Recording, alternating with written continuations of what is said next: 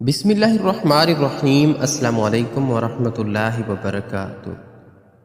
ہمارے مذہب میں تمام دن اللہ تعالیٰ کے عطا کردہ ہے، مگر جمعہ کا دن ایک خاص اہمیت رکھتا ہے۔ جمعہ کے دن اللہ تعالیٰ خاص رحمت اور انعام عطا فرماتے ہیں۔ جمعہ کے دن جہنم کی آگ نہیں سلگائی جاتی۔ جمعہ کے دن مرنے والا خوش نصیب شہید کا درجہ رکھتا ہے اور عذاب قبر سے محفوظ جاتا ہے۔ جمعہ کی رات دوزخ کے تمام دروازے بند کر دیے جاتے ہیں، کیونکہ جمعہ یوم عید ہے اور تمام دنوں کا سردار ہے۔ اگر جمعہ کو حج کا دن آ جائے تو وہ حج اکبر ہے اور اس کا ثواب 70 حج کے برابر ہوتا ہے۔ سبحان اللہ، یہ سب کچھ جمعہ کی فضیلت کی وجہ سے ہے۔ جمعہ کے دن ایک نیک عمل کا ثواب 70 گنا ہے، اور اسی طرح جمعہ کے دن کے گناہ کا عذاب بھی 70 گنا ہوتا ہے۔ اس لیے جمعہ کے دن ایسے کاموں سے اجتناب کرنا چاہیے جن سے اللہ رب العزت ناراض ہوتا ہے۔ جمعہ کی فضیلت کے ساتھ ساتھ اللہ تعالیٰ نے جمعہ کے فضائل کے بارے میں قرآن شریف میں جمعہ کے نام کی ایک پوری سورت سورہ جمعہ نازل فرمائی ہے۔ جمعہ کے دن کی بہت سی فضیلتیں ہیں، ان میں سے ایک فضیلت یہ کہ جو مسجد میں جلدی جاتے ہیں۔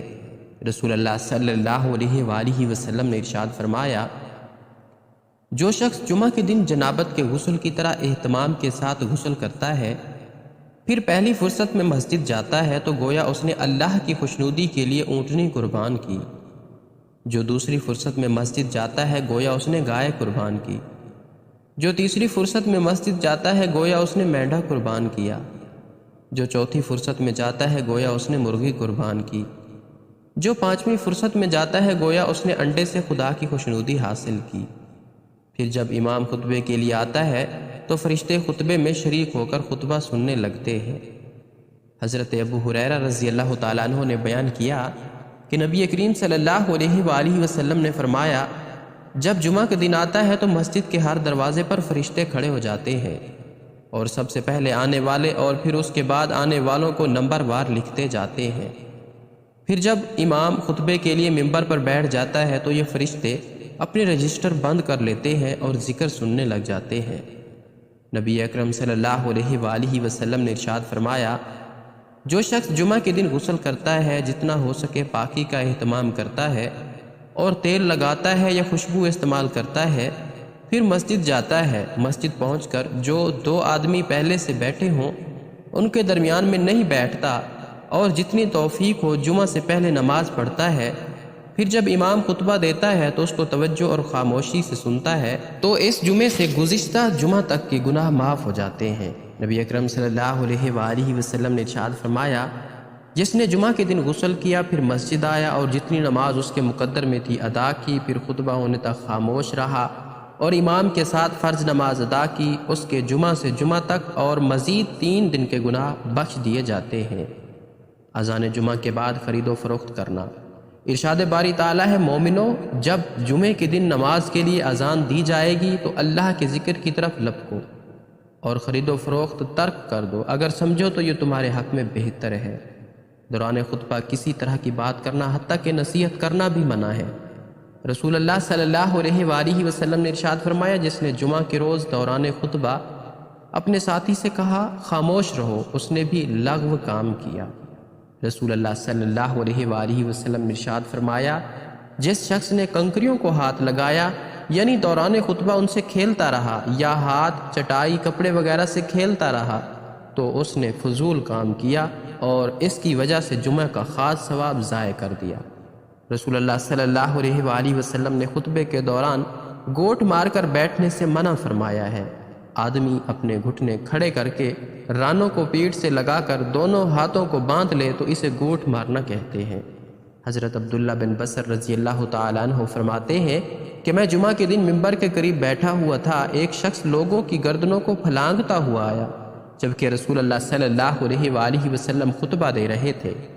آپ صلی اللہ علیہ وآلہ وسلم نے ارشاد فرمایا، بیٹھ جا، تو نے تکلیف دی اور تاخیر کی۔ ناظرین گرامی، جب امام خطبہ دے رہا ہو تو لوگوں کی گردنوں کو پھلانگ کر آگے جانا منع ہے، پیچھے جہاں جگہ ملے وہیں بیٹھ جائیں۔ جس طرح کسی بھی کام یا تہوار کے کچھ مخصوص آداب ہوتے ہیں، جمعے کے دن کے لیے بھی کچھ ایسے اعمال ہیں جن کا ہمیں خاص خیال کرنا چاہیے۔ جمعہ کے دن کچھ ایسی چیزیں بھی ہیں جو دھیرے دھیرے ہمارے معاشرے میں ترویج پا رہی ہیں، حالانکہ وہ اصولاً غلط ہیں، اور ان کی روک تھام کے لیے دامِ درمِ سخت نے ہر شخص کو اپنا کردار ادا کرنا چاہیے۔